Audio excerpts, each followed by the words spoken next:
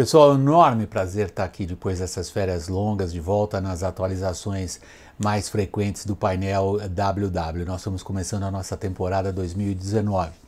Eu fiquei um bocado de tempo pensando no que está acontecendo na política e é uma grande vantagem às vezes quando a gente não está mergulhado em cada detalhe do dia a dia. Isso começa agora, vamos pegar cada assunto em particular. Eu vou aproveitar isso que a gente na gíria jornalística chama a posição da grua, essa ideia de que a gente pode ver as coisas de uma forma um pouco mais distanciada, para dizer o que eu acho do que está começando a acontecer. A gente tem aí a estreia internacional para valer do novo presidente brasileiro Jair Bolsonaro lá em Davos, na Suíça. E é muito interessante o palco, porque lá em Davos se reúne o que se considera a elite da elite cosmopolita da globalização que o presidente foi convencido a combater. E ao mesmo tempo ali se reúnem alguns dos grandes nomes do mundo dos investimentos. É um mundo super volátil, sempre em procura de novas oportunidades ou de melhores oportunidades, que é um grupo que o presidente foi convencido a cultivar. Aliás, o tema do encontro desse ano em Davos, o World Economic Forum, o Fórum Econômico Mundial, é Globalização 4.0. Diante das ondas de nacionalismo com forte conteúdo religioso em várias partes do mundo e de regimes fortes, a globalização enfrenta neste momento um dos seus momentos, ele enfrenta realmente um momento dos mais difíceis das últimas 2 décadas, pelo menos. Globalização 4.0, que é o tema sugerido pelos organizadores do encontro lá na Suíça, parece um desafio. E não deixa de ser um desafio. A grande preocupação de quem se reúne lá dessa vez são questões geopolíticas mais abrangentes. A guerra comercial, por exemplo, entre os Estados Unidos e a China, ela é citada não como causa da situação internacional mais difícil, menos previsível, mas como consequência do que a gente considera que seja a dissolução da ordem internacional até aqui, como nós a vimos. Há um notório pessimismo por parte de investidores internacionais. Todo mundo retraído, os mercados refletem isso e, principalmente, alguns dos movimentos que foram mais, digamos, simbólicos, como antiglobalização, como desafios ao que parecia inexorável, por exemplo, a integração europeia, ou as integrações de cadeias de comércio, ou, digamos, a institucionalidade multipolar, Brexit, Trump e alguns dos governos europeus enfrentam severas dificuldades políticas internas e não estarão lá, ou seja, movimentos símbolos da antiglobalização estão passando por uma fase difícil e dando conforto a seus críticos e adversários. Alguns líderes importantes também não estarão, nós destacamos sobretudo Rússia, China, Alemanha, o Reino Unido, eu já disse, Estados Unidos, o Trump cancelou da última hora, está numa situação política doméstica bastante delicada e complicada. E no meio disso tudo se propõe uma reforma da OMC. O que Jair Bolsonaro representa nesse cenário? Ele é a estrela da abertura na terça-feira, dia 22. É a primeira vez que um dirigente latino-americano tem, digamos, essa honra dentro do World Economic Forum. E ali ele se encontra com esses dois grupos. Não há necessariamente uma contradição em termos entre investidores e globalização. Investidores, como a gente sabe, pela experiência, estão um pouco preocupados com a cor do gato, contanto que pegue o rato. Isso é uma frase dos chineses, aliás, por sinal, quando eles se consagraram ao capitalismo. Os investidores internacionais querem ouvir de Jair Bolsonaro qual é o grau de segurança jurídica do Brasil e, particularmente, em que medida o país é capaz de atacar a situação das contas públicas, a famosa crise fiscal. O que é que o novo governo brasileiro tem a propor nesse sentido? A gente vê uma situação internacional difícil, complicada, na qual Jair Bolsonaro faz a sua estreia, falando num grêmio, o World Economic Forum de Davos, que é muito mais conhecido exatamente pelas propostas de globalização, e ali tem uma sobre a qual o Brasil vai ter alguma coisa a dizer, que é a reforma da Organização Mundial do Comércio. O Brasil tradicionalmente apostou muito nos fluxos, ou melhor dito, nas instituições multilaterais que regulam as regras do comércio mundial e está enfrentando neste momento a OMC, a Organização Mundial do Comércio, que aliás é presidida por um brasileiro, está enfrentando um severo ataque por parte dos Estados Unidos e o Brasil tem uma proposta de reforma. essa proposta de reforma, em boa parte, se destina a tentar, de uma forma ou de outra, que é uma briga antiga do Brasil, a limitar o grau de protecionismo que vem sendo incentivado por algumas grandes potências, entre elas os Estados Unidos, cujo presidente é tão, digamos, admirado por boa parte do atual governo brasileiro. A gente vem vindo de um cenário internacional complicado para um cenário doméstico também muito interessante. Esse começo de governo, se vocês se lembram do que a gente conversou aqui nas lives, sobretudo no final do ano passado, ele tá trazendo à tona exatamente o que se previa que surgisse.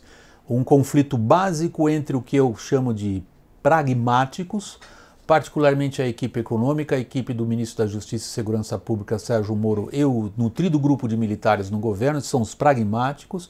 Tem uma ideia clara de hierarquia, de método, de disciplina, de objetivos e de prazos, e aqueles que eu resolvi apelidar de programáticos, os que estão muito mais empenhados na guerra cultural que foram as últimas eleições, em termos de valores, particularmente ali educação, direitos humanos e política externa, onde há um componente nacionalista, cristão, fundamentalista, religioso. Eu não estou fazendo aqui, em primeiro lugar, digamos, um juízo de valor a respeito disso. O que eu estou dizendo é que essas duas grandes correntes estão se chocando. Não era de se esperar que fosse diferente. Cada uma delas tem uma proposta de atuação política diversa. Vejam, por exemplo, quando a gente olha do ponto de vista da grua política interna brasileira, a gente percebe, em primeiro lugar, o governo se articulando ainda de forma um pouco difusa em relação ao que é, e vocês viram o que eu falei do cenário internacional, ao que é o que se espera que esse governo ataque, que é a questão das contas públicas. Contas públicas significa reforma da Previdência. Se vocês tomaram conhecimento do noticiário desta segunda-feira, 21 de janeiro, Goiás foi apenas o mais recente dos estados brasileiros a decretar calamidade financeira. Dos 27, 16 ou 17 estão virtualmente quebrados, alguns em situação realmente desesperadora. Não só Goiás, mas como Minas Gerais, Rio Grande do Norte, Rio de Janeiro, Rio Grande do Sul e mesmo São Paulo passa por dificuldades. Ou seja, nós estamos falando de uma reforma fiscal, nós estamos falando de ataque aos gastos públicos num ambiente geral de quebradeira. Este é o grande desafio político do governo e é assim que a gente encara as eleições das duas casas, do Congresso, no Senado e na Câmara dos Deputados. Como é que está sendo montada essa articulação? Porque vai ser uma briga política das mais difíceis. E no meio dessa articulação digamos, se chocam também essas várias tendências. Não podia ser diferente, pessoal, não me surpreende nem um pouco. E, aliás, o nível das fofocas, dos comentários, dos tweets, dos Instagrams e das brincadeiras e dos memes de um contra o outro me impressionam menos do que a velocidade com a qual os diversos agrupamentos políticos desta onda de transformação que colocou Jair Bolsonaro do Palácio do Planalto, como é que os diversos participantes tão rápido já estão indo um na garganta do outro. O meu prognóstico, na verdade uma previsão que eu me arrisco aqui a fazer, é que os grupos pragmáticos mais orientados, mais hierarquizados, sobretudo em volta dos ministros militares, vão acabar mais cedo ou mais tarde ganhando preponderância dentro do governo em relação a esses que eu chamei de grupos programáticos, entre os quais estão, por exemplo, os filhos ou o próprio clã familiar do presidente. E aí a gente vem num assunto que dominou boa parte do noticiário político brasileiro e não poderia ser diferente. Eu estou falando do senador eleito Flávio Bolsonaro, até aqui deputado estadual no Rio de Janeiro, e o que se publicou a respeito de movimentações trazidas à tona pelo COAF nas contas dele e de assessores dele. Eu vou me distanciar um pouquinho dos detalhes do problema e tentar colocá-lo nisto que eu chamei a perspectiva da grua. Vejam o que a gente assistiu como processo político no Brasil nos últimos meses. É uma profunda transformação do nosso clima político em função da Lava Jato. Nós temos agora o herói da Lava Jato dentro do governo. Foi um dos acontecimentos políticos mais relevantes depois da eleição de Jair Bolsonaro. Nós temos um clima político no Brasil hoje, no qual, e eu me lembro de ter dito isso a vocês no ano passado, ninguém tem a menor possibilidade de ser contemplado em caso de dúvida pró réu. foi apontado, foi levantado, foi denunciado, é considerado culpado imediatamente. Este é o clima político do país. Isto não vai acabar. Eu tenho minha vida muito fácil, copio uma frase aqui do meu amigo, por quem tenho grande admiração pessoal e profissional, o Augusto Nunes. Ele é autor da frase, eu quero atribuir corretamente aí a autoria a ele: não tenho bandido de estimação. A vida da gente fica muito fácil quando a gente não protege ninguém ou não defende ninguém porque ele é mais simpático às minhas posições políticas. Então, nesse sentido, pode ser o Flávio, pode ser quem quiser. Explica, só isso, explica. É o mesmo tipo de questionamento que eu ofereço a qualquer político de qualquer linha, não me importa quem seja. Porém, o clima político no Brasil é outro. E a cobrança da Lava Jato, me lembro de ter dito isso no final do ano passado a todos vocês aqui no painel WW, ela é, paradoxalmente, uma das maiores dificuldades políticas de um governo que se elegeu elogiando a Lava Jato. Percebam, política não é uma coisa linear, causa e efeito, aqui então deu assim. Política é algo que cria situações imprevistas. Por exemplo, um governo eleito com um discurso anticorrupção e moralista vai ser julgado pelo discurso anticorrupção moralista. Então não há nenhuma surpresa no que está acontecendo em relação a um dos filhos do Jair Bolsonaro. E querem saber?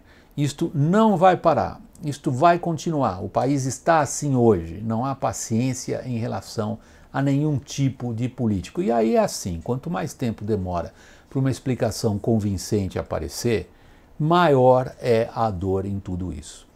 Nós vamos passar agora por um período bastante turbulento, o Congresso começa em fevereiro. Com esse Congresso a gente vai ter uma ideia da capacidade política de articulação do governo em relação àquela crise que eu acho essencial, que é a crise fiscal, e que está, como o Ceará acaba de nos mostrar, intimamente ligada à crise de segurança pública. Vamos ter, do ponto de vista da política e da economia, um período que vem aí logo, dos mais interessantes, mas também dos mais turbulentos. Pessoal, de novo, prazer enorme estar aqui de volta, podendo me dirigir a vocês. Um forte abraço a todos.